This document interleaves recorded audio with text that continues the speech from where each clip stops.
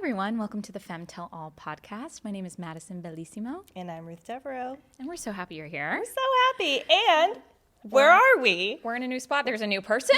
I don't know if anyone at home is looking at that. We decided that we wanted to add our first guest during Women's History Month. Women's History Month. And we want to highlight the women in our lives that are amazing and doing amazing things. And why not start with the amazing Veronica Maccari. Hi, dear friend. So happy to be here. Oh my We gosh. love that you're here. Yeah, thank you so much for being here. And Veronica is also a listener of Fem Tell All. A listener. You're number one listener. What do you mean? Number one So fan. you're saying you're a fan. Huge fan. Me and my boyfriend. Yes, Oh, I we love always that. listen together, or when we don't get to listen together, we're always Yeah. like, okay, let's unpack what they said. What do you think? Let's talk Oh about my it. God, I love that. It's so special for us to have you here. And we mentioned you on the last episode, which is so Yeah. funny by He name. texted me. He was like, "Oh my God, I'm famous." Maddie mentioned me. I'm like, okay, calm down, baby. You said, I'm actually famous.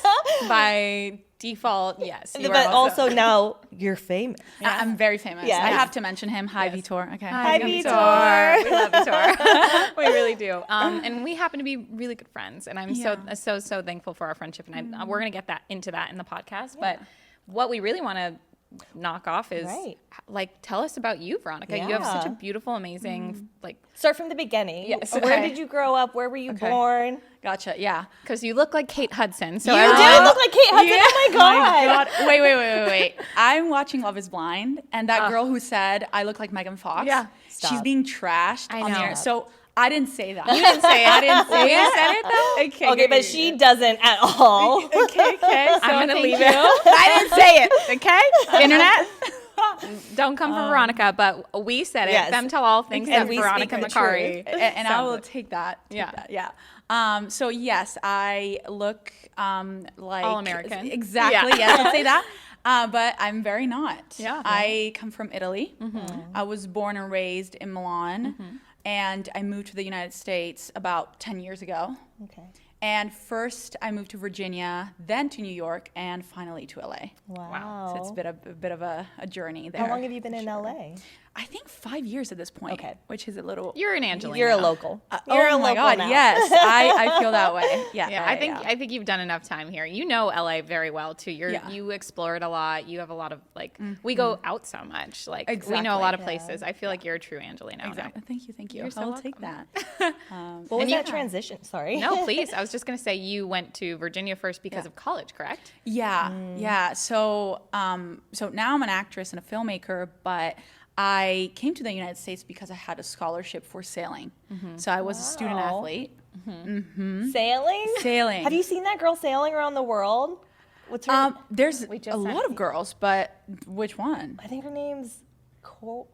I have Something with no a idea. C. You sent Okay. it to me Yeah, yesterday. she's American and she's doing the race around the world. Really? Okay. And she's shot up on Instagram and she's so cool. I want to be her friend. Yeah.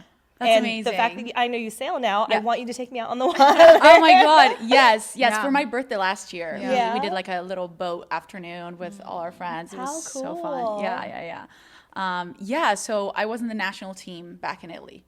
So it was like my whole life except for school. Yeah. But I was like, I really want to do something creative. I used to do a lot of writing and some like theater workshops, but it was never serious.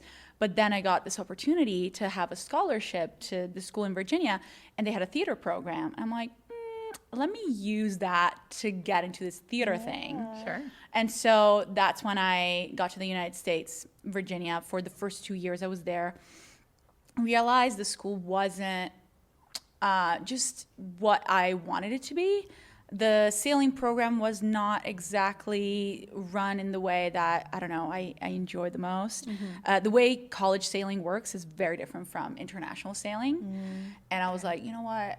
I'm good with my career, and let's do more serious acting. Yeah. And so that's when I transferred out of the school in Virginia, and I went to an acting school in New York. Oh my gosh, this school that that's We where both Maddie went to. went. Yeah, Yes, AMDA. Yeah. And they Not have plugging it, but yeah, Exactly. we can plug it. We can plug it. Yeah, AMDA, we let's go. had a great experience. I got So a yeah, great experience. Yeah. And they have 2 campuses, New York and LA. So I was able to do a bit of school in New York, Then I worked in New York for a year, and then I went to LA, did a little bit more school, graduated, and then stayed here. Wow. And that's interesting because I want to get into that. There's so much that I want to get into with you because the fact that you were an athlete before and then getting into the arts, I want to know how, if you always felt like you had the creative bug or if it was something that bit you later in life. But after you answer that question, I'd love for you to get into, I mean, you're going to have to talk about getting an O-1 visa as an artist. Like that is so difficult. I think people highly underestimate because of AMDA. I have so many international friends that have had to get their visa, and you had the unique opportunity of doing New York and in LA. Yes, like, which I finessed it. It wasn't like, to be able to work in both places, it was a whole strategy because otherwise you don't have much time to work outside of school before you apply for the visa. Only a year. Yeah, exactly. Yeah. And I got 2 because I was like, I need as much time as I can get. And I can't wait to hear about that. But if you don't mind expanding on like that transition from being an athlete to going to acting, like did you feel like you were always creative? Yes, I definitely was. And you know, as you grow up, you forget certain things that you did when you were a child. And my dad always tells me, he's like, you used to write like little books and plays, put up shows for us. I'm like, really? Like, okay. So I always was. Yeah. But my parents definitely pushed me to, you know, do really well in school and to do a bunch of sports. So at some point I was doing synchronized swimming, tennis, and sailing. I always thought that it's really good for women to do sports too, because I feel like it then gives you kind of self-worth outside of like just looks, right? Because then you're in that competition, you're building your body, you're building yourself in so many different facets. Like if I had a daughter, I think I would do the same. Yeah. Do you feel like it's been beneficial for you because you grew up that way? 100%. I think what it taught me is a lot of grit and just being able to, it's a very specific skill, but I use that all the time. Being able to just take in consideration multiple factors to make a decision. Like I always felt like because of the sports that I had, I always knew how to have 100 things in my mind and be like, okay, let's put them together to make a strategy. Which I remember my peers kind of being like, just a little more narrow-minded. And I just think when you're an athlete, you're thinking about how you're moving your body, how you're talking to your teammate. For sailing, communication for sure, 100%. Yeah. For sailing, you're thinking about the weather. You're thinking about the topography. Like, how is this land turning here? So you're thinking about all these things, and then you're making long-term decisions. Like in half an hour, I will do this, but also split-second decisions. Wow, I love that. And that's a really cool skill that has helped me a lot in my creative career. Well, now it's innate in you too. Like you don't even probably think about it, and it's such a part of the way you think naturally. Yeah, exactly. I love that. Yeah. And I would say, not to piggyback on what not to put words in your mouth, but knowing you now as an adult as well, I feel like maybe doing a sport at a young age that was probably male dominated as well gave you an interesting perspective of like what you said is grit is what you felt like you learned the most, and I feel like you had to persevere a little in that as well, of being like, I'm in a very male dominated field, so to speak, and I have to be considered professional and an actual like colleague in these things. I need to show up, and I can't ever come off as weak or anything like that. So that's a lot of your personality, I feel like now. Oh yeah. And like in the most beautiful complimentary way. Like you are like, 100%. Do not underestimate me. Love that. Yeah, that's true. And you know what? When I went to acting school, I had a lot of classmates who had a hard time because the teachers were, I guess, you know, strict, and they expected a lot of us. And I was like, this is a piece of cake. Like, what do you mean? And in a bad way, it's because I have had some kind of verbally abusive coaches. But on the flip side, I had a very thick skin. Because I've learned to work really hard. I've learned to be like, I'm really cold and it's snowing, but I'm going in the water and I'm doing this race and I'm doing the best I can. And so, you know, waking up and doing yoga at 7 a.m. in acting class, it's okay, that's fun for me. So I think it really taught me that idea of like, I got this. I have capabilities in myself, and you know, whatever you say, it doesn't matter because I'm here and I'm committed to this. Absolutely. Yeah. So if you were telling somebody that hadn't had that background and is trying to get that mentality, trying to get that mental toughness to overcome when they're physically saying, I can't do this. Like, what do you think are the steps that you can, if you had to break it down in your mind, that you do that help you get to that place? Like, how could you help somebody else get there? Yeah, I think the question is, how do you build mental toughness? Yeah. And I think we're in a world right now where everyone's trying to kind of supercharge their mental health and their self-care, 100%. which that's been more of my journey because that's not what I was taught. So I do honor that. You do have to listen to your body and your mind. But at the same time, it's like, can you build some things into your life that push you in a safe environment? Like, now I have this routine, which is, it's not that big of a deal, but for me it is, to work out every morning at 7 a.m., which I used to sleep in a lot, and now I don't anymore.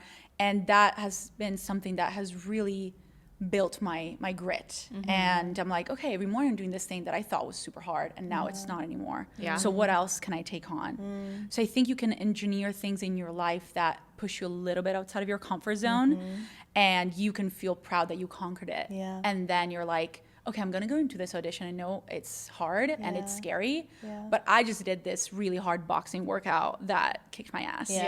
So I got this. I always say to myself, I'm like, especially with working out, and then I say it in other aspects too, I can do anything for a period of time. If I know it's not forever, I'm fine doing, if I'm working out, I'm like, okay, I can do this for 5 minutes. Like, and then it's going to be a break, and then 5 more minutes. Like, I can do anything. And I think that's the mentality that I have, that I consider like mental toughness, where I'm pushing myself, but incrementally as well. Yeah, I agree. And I think for women, there's something about, being insecure with the way you look doing things, and with acting that definitely comes through, because you're like, oh my God, they're watching me doing this thing. Do I look stupid? Or do I not look pretty enough? Whatever it is.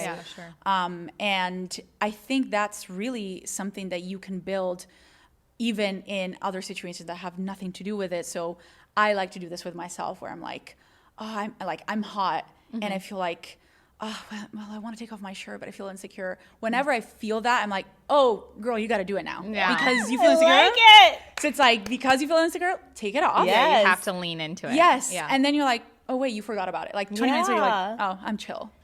So whenever I feel that little push of like, oh, I feel insecure, should I do it? Even like talking to strangers, like, oh, I want to talk to that girl for whatever reason. I'm a little insecure. I'm like, oh, now you got to do it. Oh, that's She's so such a good. badass. I love that. But that's such a great practice too, because then everything that you're scared of becomes like something that is more of a challenge as opposed to something to fear. And I think it's so funny that you, even using the example of being hot and not wanting to take your shirt off, you're suffering more by forcing yourself to be overheated in the fear of what could be, as opposed to just jumping into it. I'm always questioning, do I not want to do something because I fear judgment, or do I not want to do something because I'm uncomfortable, like I don't actually want to do it? And that's the distinction that I had to kind of train myself, because being raised in male-dominated sports, there was a lot of judgment. Like, I remember being told, like, it was so stupid, but I had boots to go, like, I had a sailing practice, and I was wearing boots because it was winter and it was cold, and my coach was like, what the heck are you wearing? Like, only, like, he literally said, like, only sluts wear boots to go to practice. I'm like, it's just cold. Like, what do you mean, I'm sir? just trying to cover half of my calf. Yes, like, it was so stupid, because obviously I'm not going sailing with them. I'm just going there to, like, rig the boat. I was so shocked, and I remember so vividly, because even How I old at were 16, you when this? I was 16. Oh my no, God. wait, I'm kidding. I think it was 15. So even younger. Even I was like, okay, this is, you're crossing the line. Like, that's just stupid. It Highly inappropriate. Sense. Also, just completely like off base. And not true. Or like mascara. Like, there was this girl who had mascara that went down her, like, it melted a little bit. And they were like, oh my God, she's wearing mascara to, like, go sailing. Like, she's such a slut. And I'm like, and I internalized that. I'm like, oh my God, I'm not supposed to be girly and pretty because I'm doing sports. And that comes up a lot for me. And so I will really intentionally go against it, of like, why do I feel uncomfortable about this dress or this thing I'm putting on? And I'm like, oh, I'm fearing other people's judgment. Then I'm going to wear it because actually I like it. You know? And you're a fashion icon. Thank Let you. them all know. We all bow down. No, truly, I was so excited to see what you were going to wear today. I have to No, chill because you did sometimes I wear perfect. things that I see on camera. I'm like, that looks crazy. No. So you're today always I went gorgeous. chill, guys. I can do better than this, but I wanted to keep it. We'll obviously Yes. have her Instagram We're gonna tag. do like a catalog of the best outfits. Oh my god, Veronica. No, but it's true. Like I want to touch on like the word slut too, because like I hate that that's such a derogatory term for women. Yeah. And for that to be kind of like pressed into your brain of like, this is what you're supposed to avoid. Like, don't be this person. Don't be this like categoric slut. Like, what does that even mean? Literally. And it's so tiring consistently hearing that thrown out. Like, we get it on like the negative comments online. Like, it's consistently like that's the go-to. And I'm like, I don't understand, like, what does that word even mean to people? Why is that a put down? Yeah. Like, why is that also put just onto women? You rarely hear that as a put down to men. There's no word for men. No, there's no men. Honestly, No. yeah. No. Yeah. No, I totally agree, and I think a lot of my growth, I think in my late teens was really unpacking that, because that was a word that was thrown around a lot. Yeah. In sports, but also in my school, you know, in our teenage years. that age. Yeah. Yeah, everyone Yeah. says it. Sexualization of women is now, it was like, it's really encouraged. And then as soon as women start practicing it, it is highly discouraged or like judged. Judged. Yeah, 100%. And I just remember having this conundrum where I was like, wait, so I can't go out and hit on guys because then I'm a slut, but then I'm supposed to just have a boyfriend. Mm-hmm. How is that? How is that gonna happen? Like, I guess I'm just supposed to wait and until try to he manipulate chooses guys me. to like hopefully get him to look at me. Right. But I can't let people know that I'm interested in him. Yeah. It was a whole dance. And then the moment a girl would like kiss a guy, and then like, I don't know, after 3 weeks, whatever, they would kiss another one. Oh my God, she's a slut. And I'm like, okay, so you're not it's so narrow, like the right path. Mm-hmm. To not be called anything. Yeah. But then if you don't do anything, you're like a nun. You're a prude. Yeah, you're a Yeah. prude. Yeah. And I'm like, no. So that's when I realized, oh, the game is rigged. Yeah. Like there's no way. There's no winning yeah, in and that's this why you situation. just, like you said, do what you want to do. Do what fits you best. Like, if you want to do something, if you want to press yourself to like explore different things and like different like adventures, like do it. Yeah. Like, and whoever says what, like, it doesn't even matter at the end of the day, because this is your life. Yeah. 100%. Yeah. And I am at a point where I'm like, slut doesn't even have a negative connotation to me, because it's like, if you want to have a bunch of sex, like, go for it. Yeah. Go off, queen. Like, I mean, girl, do what makes you happy. literally, Yeah. I don't see anything wrong with it. I don't either, yeah. And I don't know. I hope more people have this mentality with, Yeah. you know, social media, just, you know, sharing this kind of agree. mentality. I think destigmatizing it a little more, and I think more people are doing it, hopefully. Yeah. But then obviously with the comments that she's, you know, referencing, with social media, you're seeing the hyper like polarization of it, like the sides of like, well, fuck whoever you want. You're a grown ass woman, and you're like, yes. And then it's like the other side that's like, if you even look at it, and it will be from women too. Yeah. It's like such internalized misogyny that it's so baffling and upsetting. Yeah. Like, we've been having comments on one of our latest videos about women being funny, whether that women are funny or not. I like made a comment about it. It's blowing up on TikTok. It's being crazy right now. You made a comment during that podcast? Yeah. And Okay. so and the clip is going viral, and these women are coming into the comments and going, What are they saying? well, I'm funny, but you're probably not. Yeah. And I'm like, why? Why? I'm And the not clip competing never with you. we never even said like women aren't funny. It was just saying that men never use that as a descriptor of why they love a woman. Oh, I remember that. Yeah, that you said that. And now Like, like as their people first are, thing. Yeah, people are going off saying like, oh, well, it's because you guys aren't funny. Oh, women aren't funny. Oh, women is like. I'm We've like, had over what? 30 comments of just men in some iteration. Well, yeah, because women aren't funny. And I'm like, oh my God. I know. And I'm like, we're fucking hilarious. Literally. Well, it's just cavemen. all of that. I think it encompasses what the slut conversation that we're having, Yeah. which is like, even when you know that there are people in your community, in your friend groups that are on your side, where you're like, yeah, none of our girlfriends or guy friends and Bs would ever be like, girl, you're do that. sleeping around too much. Exactly. But you know that like there are people out passing there, judgments. You could be in a yoga class and another woman or another man in the class could be like, I can't believe she's just wearing a sports bra, and you feel like that. So the fact that you're leaning into those fears is so inspiring. And also I think you're like Jedi mind tricking yourself, or doing like, you're kind of doing some like reverse psychology of being like, this is something scary, so I have to lean into it even more. Yeah. Well, like I love the rule. Like, if I question myself, like then I have to do it. Yeah. And I think that it's making promises to yourself and keeping it too, right? Saying 1000%. I'm waking up every morning and doing the 7 a.m. workout, like, and then you keep making promises to yourself and seeing those through. Then you trust in yourself. You believe 100%. In yourself. You rely on yourself, and like that's the best thing you can have for yourself internally. And it ups your self-worth when you keep those promises. Absolutely. You keep those promises. 100%. And I think as someone who is in the creative field, it's like everything we do, we have to kind of create for ourselves, and we have to go after it. And so I feel like everything is scary. Everything is a challenge. And so being able to take on very small, manageable challenges and conquering them, then when I'm doing my work, I'm like, I got this. Like, I've already done these difficult things. Let's do the next one. So I think it's even more important when you do something creative that is not guaranteed. For yourself. And speaking of, Mm-hmm. why don't you tell us about how you finagled the New York, LA O-1, and how you're using that currently, that your experience getting the O-1 visa, getting approved, now having a green card. Congratulations. She's a girly. This is why we both wore green today. Yeah, right? Oh my God, that's so sweet. But yeah, and I want to hear more. I mean, I know the story, but I want the people at home. Hear more. Yeah. And how you've done that, and how you're paying it forward to people now through social media, so through coaching, and how you're trying to help others get their O-1 visa and green card and whatnot. Yeah, well, the O-1 visa is a trip. It's just so Well, do you want to explain, just in case people don't know what that is? Yeah, 100%. So if you want to immigrate to the United States, there's different ways to do it.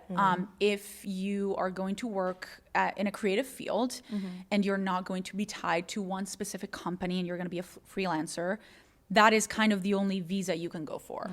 O-1 visa is the visa for aliens with extraordinary ability. Aliens meaning you don't live here.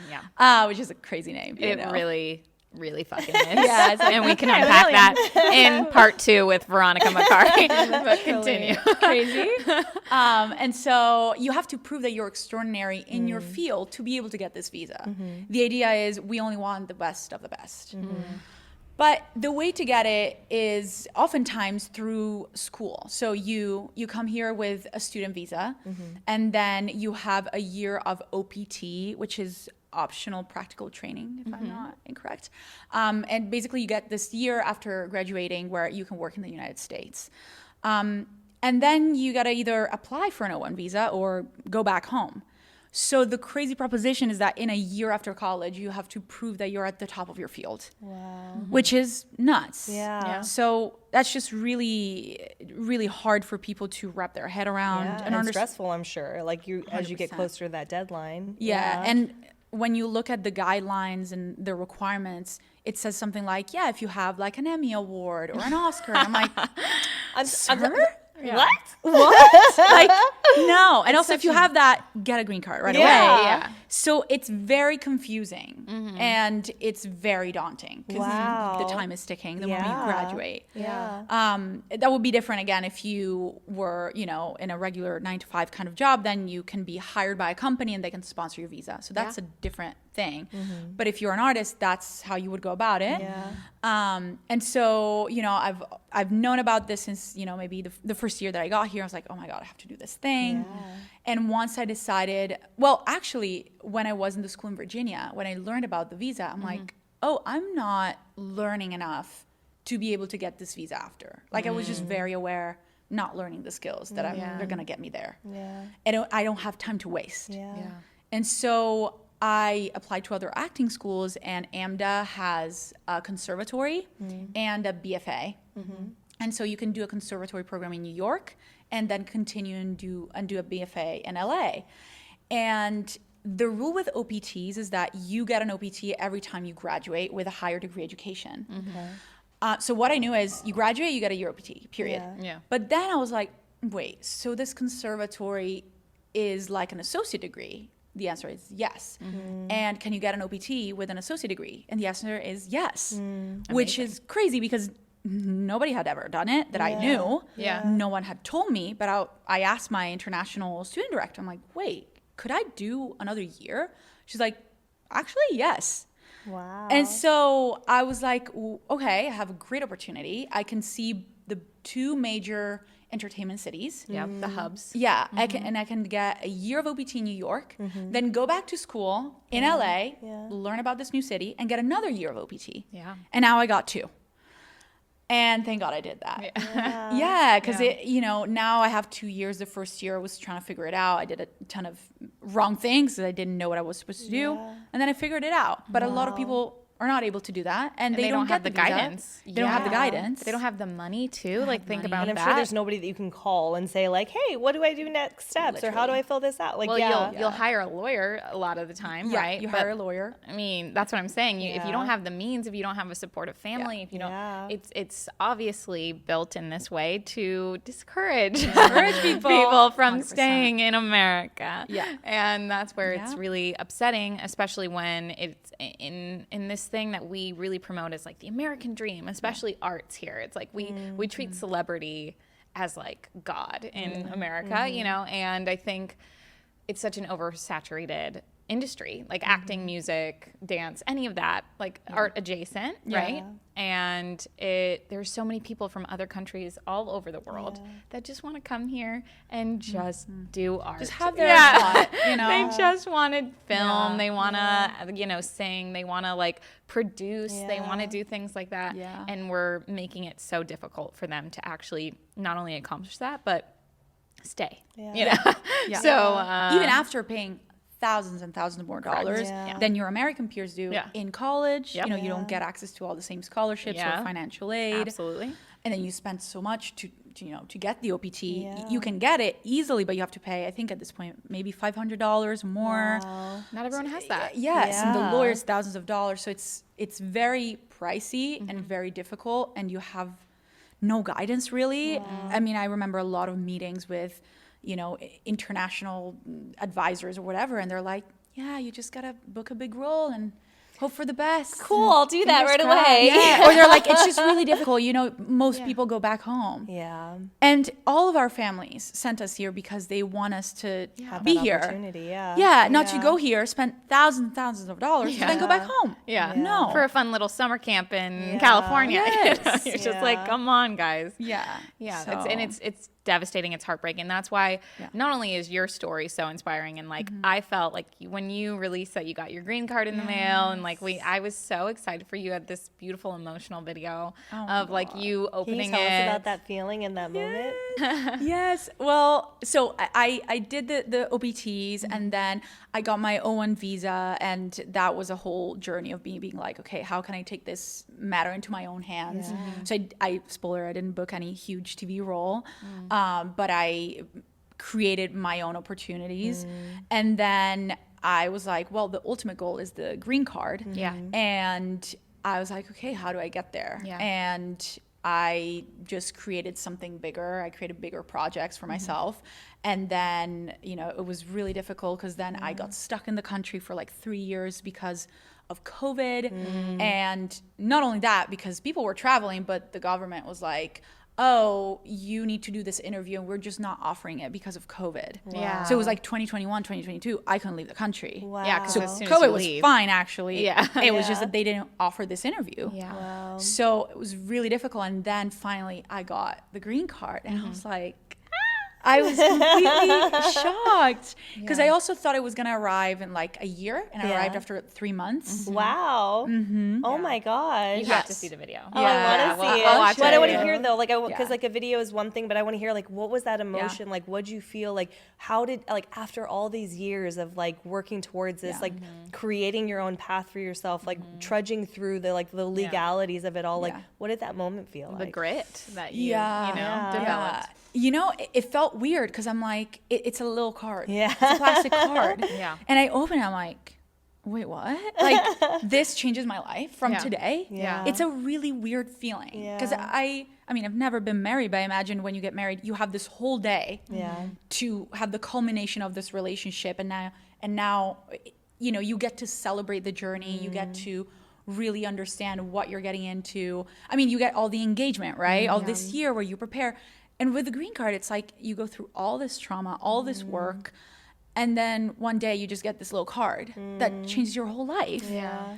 And it was really hard to wrap my head around it. That it was finally there. Yeah. Yes. Because before that, I couldn't do a lot of things. And now I could. And I'm like, wait, is this real? Because it sounds like a joke. Like, just because I have this card that I can just be like, hey, I can do these things. Yeah, I'm a citizen now. Yeah. Yes. So that was hard. And I have another friend who got her green card recently. She felt the same thing. She was like, I'm very grateful and very happy. But I'm kind of like lost because we spent years, or all of our adult lives, trying to get this. Now we got it. And it's like, wait, what? Yeah. And no one is like throwing a party for you. No one is like, now you can do all these things. It's just, you know that. Wow. Yeah. So there's something, I don't know, kind of sad about the trauma you go through to get it. Yeah. That makes it feel. There's no culmination. Exactly. Yeah, I get that. I can get that feeling a lot. And then also, you almost kind of like lose a piece of that drive, right? Because like for so long, so much of your drive has been getting towards this moment, and then there's no like culmination, no party, like you said. So then it's just kind of like, okay, where do I go from here? You accomplish 100%. It, and you're going. Yeah, I think actually it's funny enough. I hear a lot of people say that even about success, because so many times we're all like trying to get to this pinpoint of success, and you just like you're working so hard, you want to get there, and then one day you're there, and you look around and you go, now what? Yeah. There's a story, I can't remember the guy, but this very successful man is talking about how he worked so hard for so many years, and then it was the day he was moving into this beautiful home, and he was like, all of the stuff was coming in, he was looking around, and it's like this gorgeous thing he had finally accomplished, and he was like, now I don't know what I want. Like, now where do I go from here? Yeah. And I think that's so much of enjoying the journey has to be a part of our lives, and then aspects of the way we look at it, because like the destination, then you have to figure out a new journey, or you're 100%. Just going to be sitting there. Yeah. No, I agree 100%. And I think there's something about the visa journey that feels very imposed. So yes, I wanted to come here and I wanted to be an actress and a filmmaker, but did I want to have to prove that I'm extraordinary after a year of graduating? No. Yeah. Did I want to have to find all these ways that I can get press for myself? No, I actually just want to make art. Yeah. But I can't just be in the flow and just create whenever I want. Yeah. So I think there's something to that feels weird when you don't have that anymore. And you're like, wait, I get to choose what my next big goal is. Yeah. And how do I choose that? Because there is no government telling me you need to do this. Yeah. Right. Yeah. You know? Now you're just extraordinary. Exactly. But you know, it's truly like I think you're right. The imposition of it. I think that was such a great word choice as far as like it is imposed, and I think, you kind of have a standing outside of your body moment of like, oh, I felt like I should have to do all of this. I felt like I if I'm wasting a day not proving that I'm extraordinary, then I'm wasting all of my opportunities and what my family has worked for, what I've worked for, my friends, my community to get me here. Yeah. So now that you've done it, which is, again, I can't commend you enough. That's such a huge accomplishment, and you should be so proud of yourself. Thank you. But yeah, I can imagine that whiplash of feeling like, oh, well, now I feel really unsettled. And so what were your next steps after that? Like, how did you move past that moment and then continue your journey in like your creative journey, or just like as a woman, or setting new goals? Like, what were your next steps? Yeah. So, well, you know, when you get a green card, everyone's like, okay, what are you going to do next? Yeah. And especially your parents. Sorry. No, that's fine. I mean, it's been a while, so I can answer that now. But at the time, literally, I call my parents. Get like, it. Okay, great. So now what are you going to do? Yeah. Because so another thing about the O-1, you can only work in your craft. So if you got the O-1 visa for acting, you can only work as an actress or teach acting. Oh, wow. Very limiting. Yeah. Yeah, so it's very hard even financially. Yeah. You can't do a bunch of things. Yeah. And so with the green card, you know, everyone's like, oh my God, I want to get this green card. So I can do literally whatever I want. Yeah. And so that's a big question of like, okay, what are you going to do now? And so I instantly felt that pressure of like, oh, all these years that I would say, well, I can't do that because of this. Now I have no excuse. Wow. So I felt like, oh my God, I have to do everything right now. And I wasn't ready because I thought it was going to arrive in Like a year. a buffet. Yes. Yeah. So I was like, oh my God, I need to do all the things that I haven't been able to do. Yeah. And with that comes the pressure and the overwhelm Totally. of And like, I don't the- want to let people down because Yeah. I got this big thing. Yeah.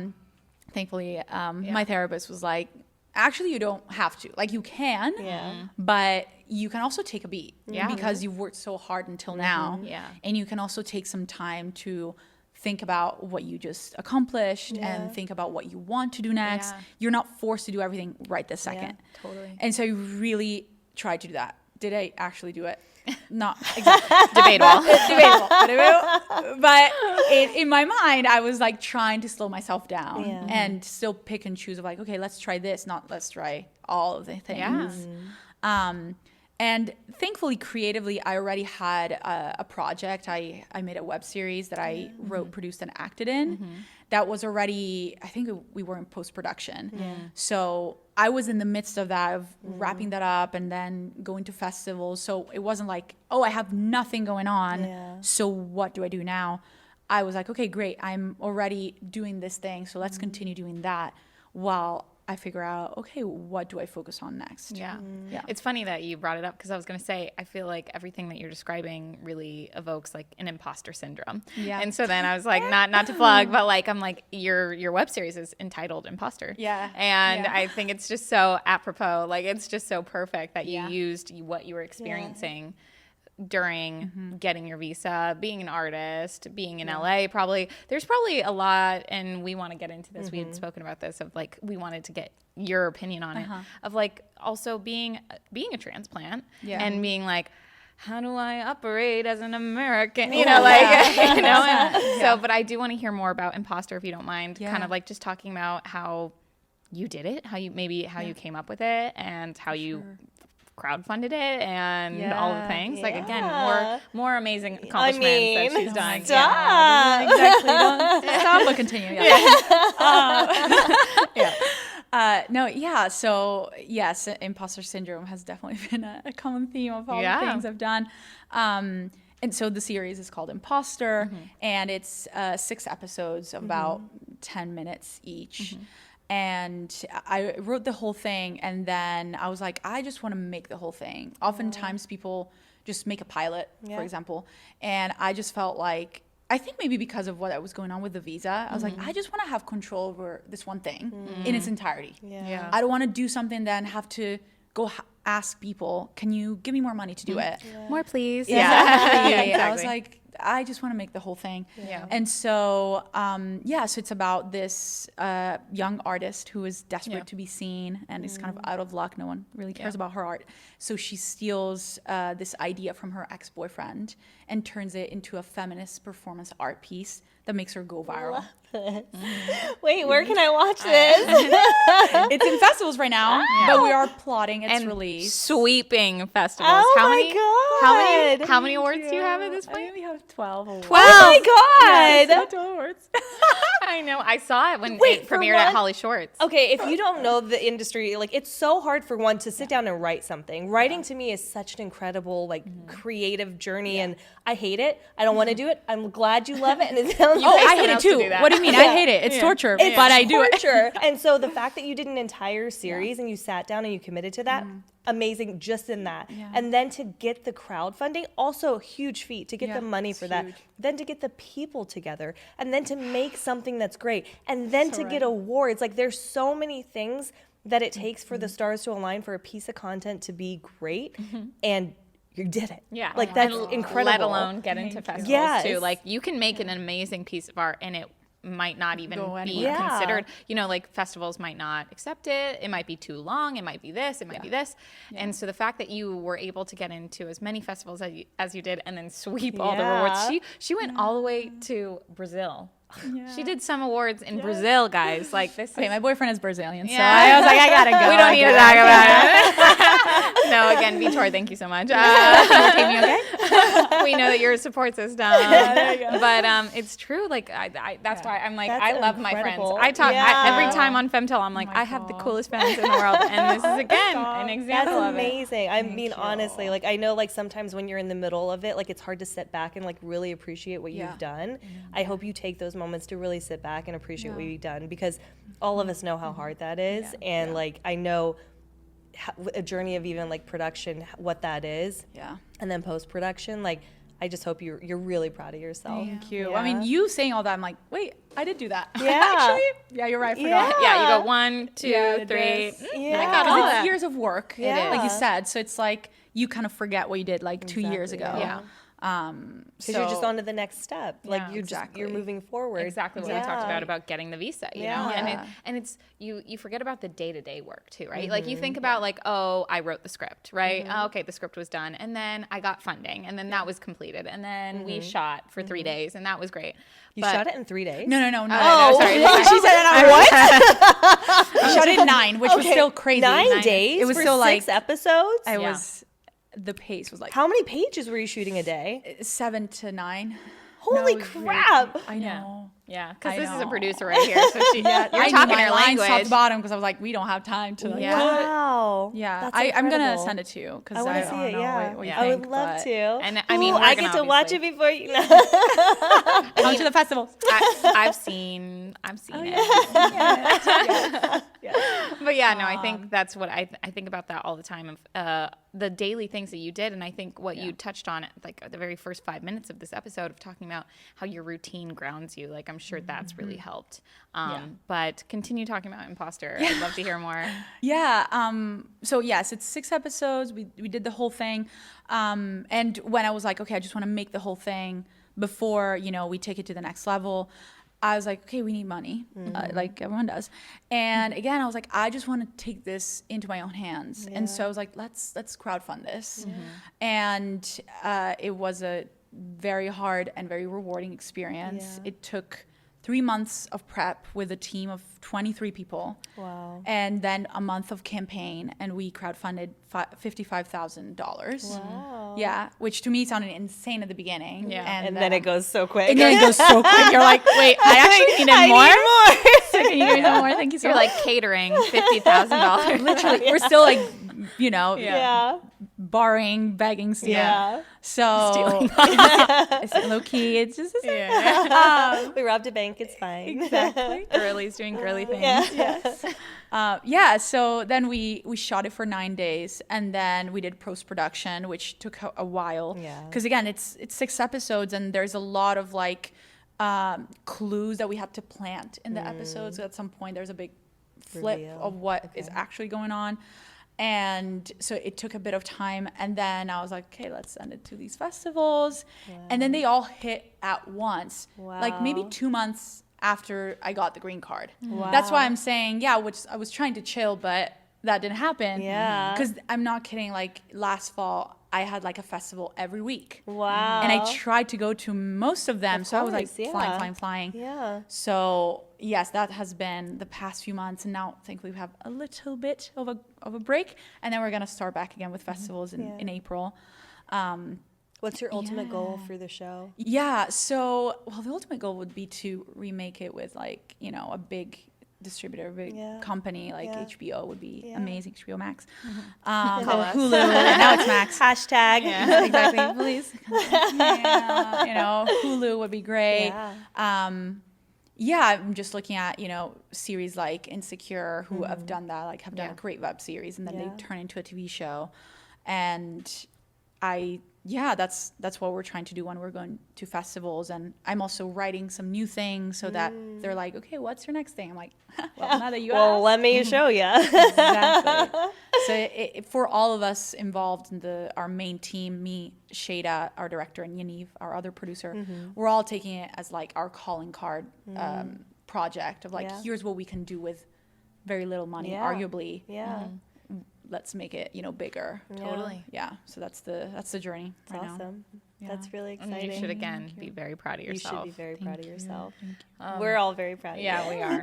And very inspiring, honestly. And for anybody that's out there that has a creative want and they feel like they keep hitting walls, like take it into your own hands. There's like options out there now to raise money. There's options out there to connect with a community and build together. Yeah, Absolutely. and I will say, every time I had to do something very difficult that felt impossible to me, I have to say that my trick is like, okay, who is an expert in this? Who has already done this? And can I hire them, to be honest? They say the smartest people do that, even in business. Like a lot of like executives for the like Fortune 500 companies, they're like, I hire all the smartest people around me There you go. that know what they're doing, and then you trust in them to do it. Yeah, Yeah. exactly. Yeah. Yeah. So for crowdfunding, we hired a consultant that has kind of like a coaching program. He's called the Kickstarter guy. I always plug him, and I always will, because he just has kind of a blueprint of how to do it. Is that his like so people can get a hold of him? Yes, It's called the Kickstarter guy. On the internet. You'll find him. And yes, it was a ton of work, and we still had to do it. Like he didn't do it, course. but he was like, here's a way that has worked for 98% of the people I've worked with. A program to follow. Exactly. Okay. Yes. Which is something that I notice is lacking for the visa journey, for example. Absolutely. Because I'm like, this is an insane thing, and you have no idea how to do it, and no one, I don't know why, no one is like giving you together guidance. a guide of some sort. Yeah. So that's what I'm also building right now. Because I'm like, this was so hard, and I think specifically the green card, I didn't know anyone who got the green card for extraordinary ability. Yeah. The friends that I have who have gotten the green card was through marriage. And I'm a huge feminist, and also I didn't have a boyfriend at the time. So, there's also that. Yes. So I was like, I don't see this happening. Yeah. You said, I got to work smarter. No, these guys are not hitting. So I got to do something else. And so I was like, okay, can I do it in a different way? And I did it, and I was like, oh my God, wait, I'm the first person that I've seen that has done this. Yeah. And it's doable. Yeah. And so I'm building a coaching program where I take people who are maybe graduating, or maybe they've been at it in their own country for a while, and they're like, I want to get the O-1 visa and then the green card.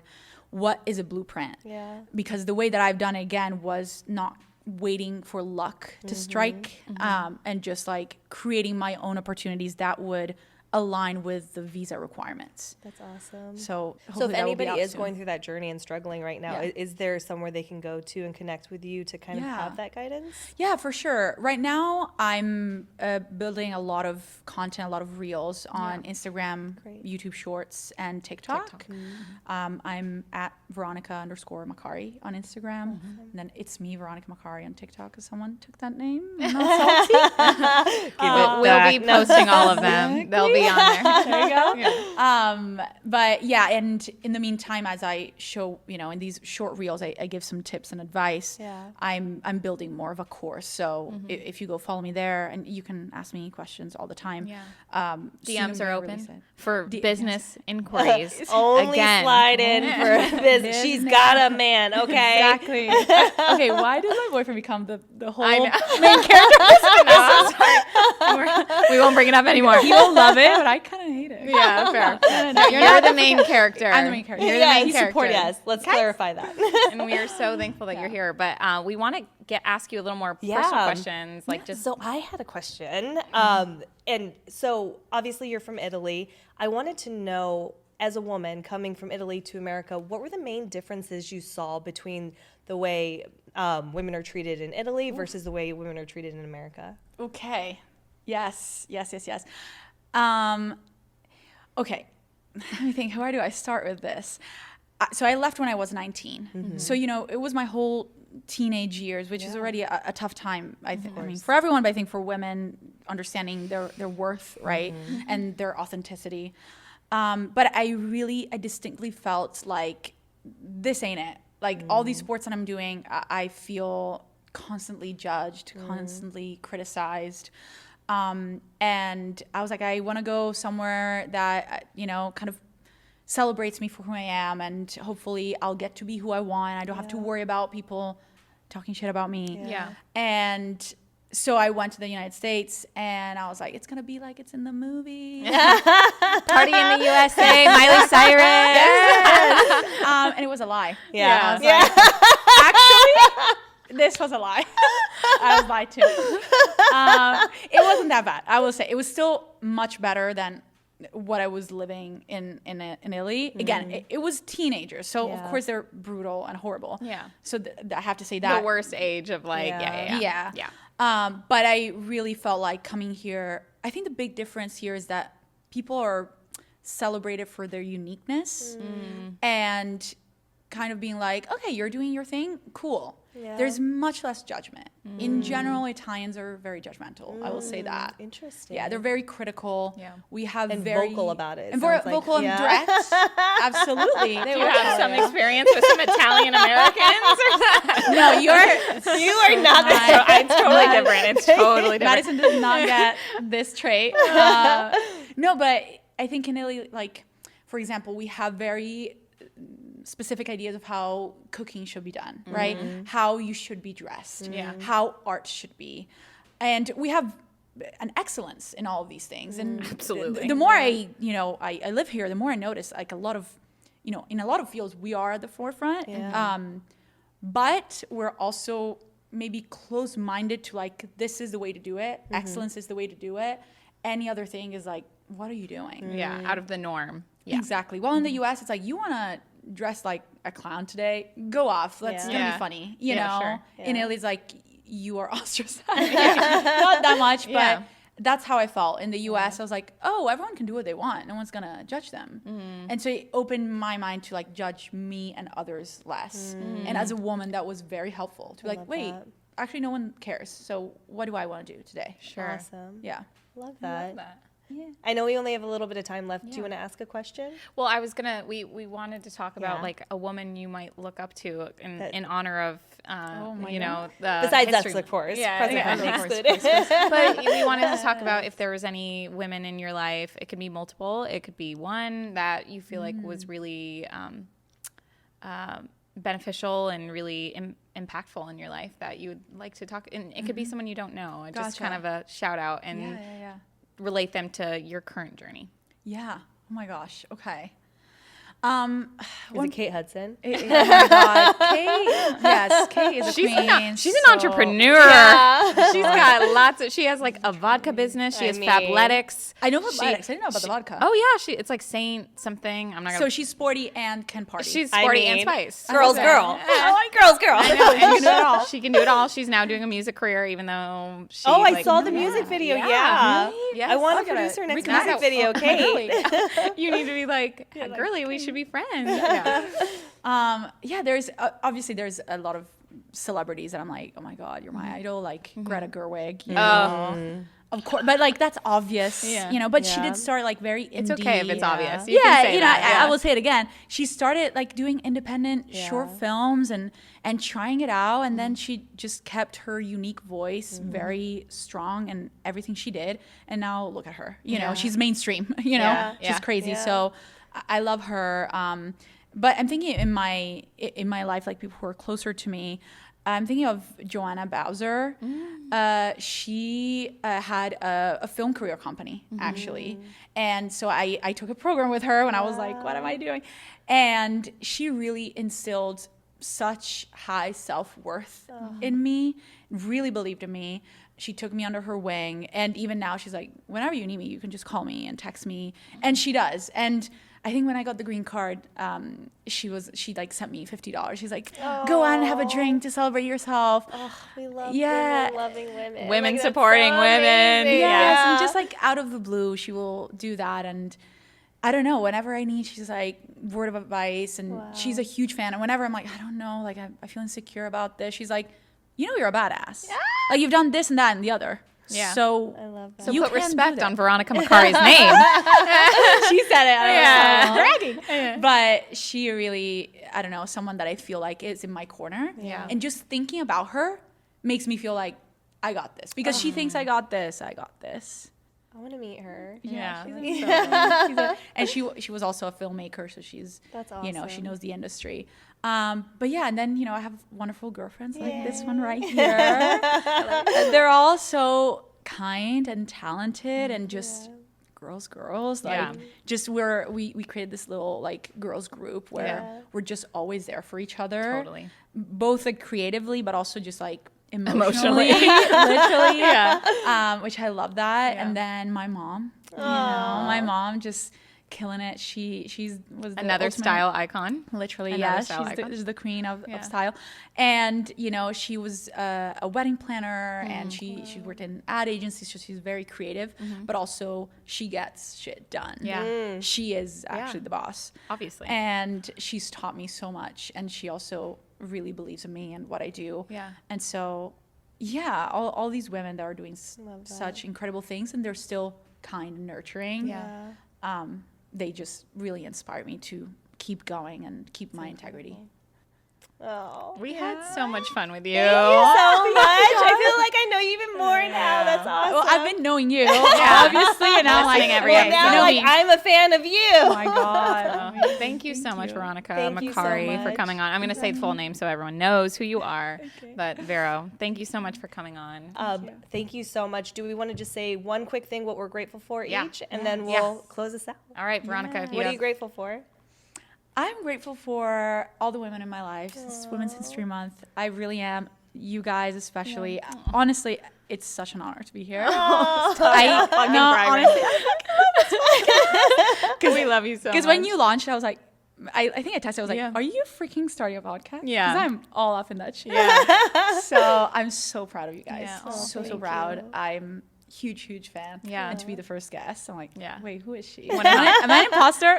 No. So you are really the girl, the it girl. Oh my God. So I'm really grateful for all the women and you guys specifically for giving me this opportunity. Oh, thank you. Yeah. I was going to just say, I mean, I'm so thankful for the group that you've put me in of these amazing individuals that I didn't know last year. Yeah. And I've talked about it. It's a group chat. And and I've like invited. I've invited I'm like, oh yeah. And it's just so wonderful. I truly feel like we can lean on anyone in the group at any point, and it's so supportive, and it's a community. And I'm just really thankful for community in general. So thank you for creating that and letting me in. I'm like, oh my God. You in. I was like, please join. I really appreciate it. I'm grateful for this conversation. Honestly, just like really being able to celebrate women with some amazing women, and just getting to know you more. Like, this was such a great conversation. I think you're going to help so many people, and you've been such a blessing. So thank you so much. Yay, thank you to all of you guys. We love you so much. We'll be doing more interviews, but we hope you enjoyed this. And don't forget to subscribe, comment, and like, and join us next week on Fem Tell All. Thank you so much. Thank you. Bye.